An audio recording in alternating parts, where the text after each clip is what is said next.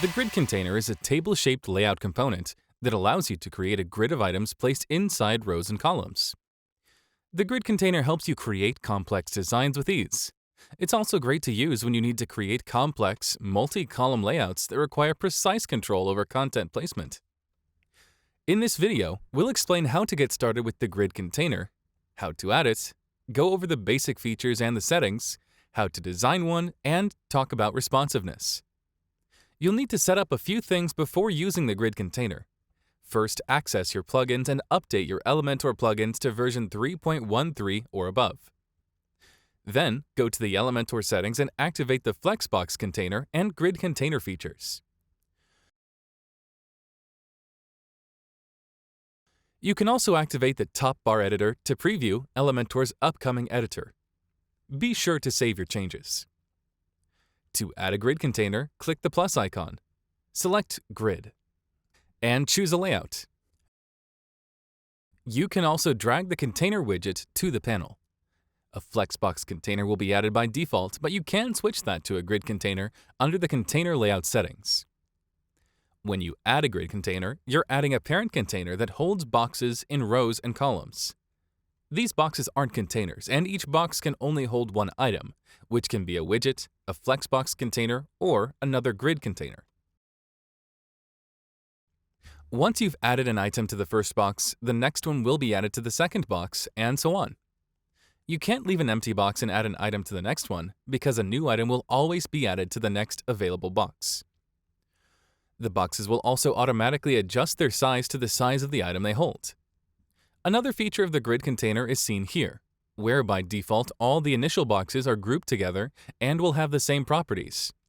In this case, when you add the image, the height of all the boxes also increases. And finally, the grid container isn't limited to the initial number of boxes, meaning you can add more items if you want. Any items you added after the initial layout will not inherit the design of the initial group of boxes.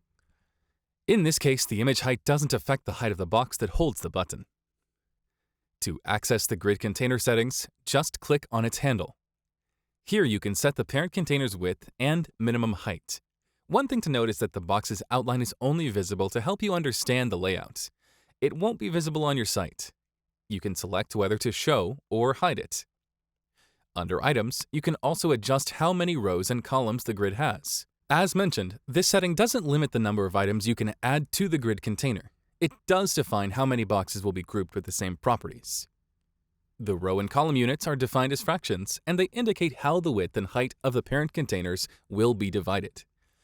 For example, if you set the columns to 3 fractions, you will get 3 equal columns. The default gap between boxes is 20 pixels, and you can change it to your liking. The Auto Flow setting allows you to change the order of items from a row to a column.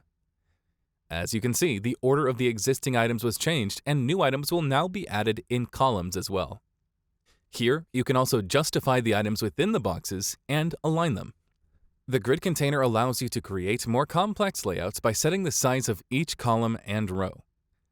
To do that, go to the Columns and Rows settings, click the Units icon, and select Custom Units. Here you can set the width of each column by typing its size. You have to specify the size of all columns and separate each with spaces.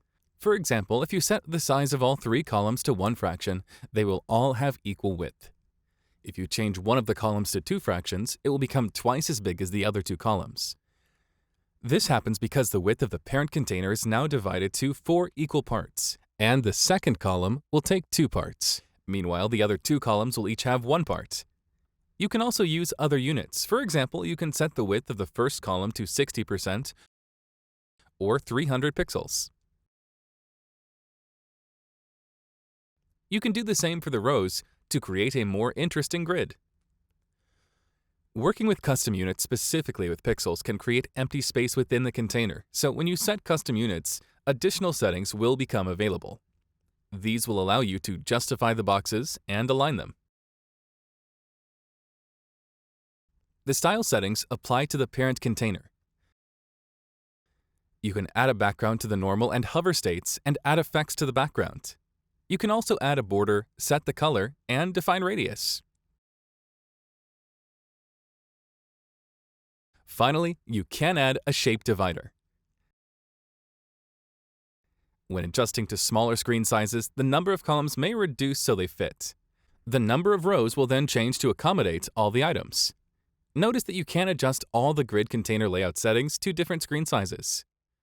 For more information on the grid container, visit the Elementor Help Center.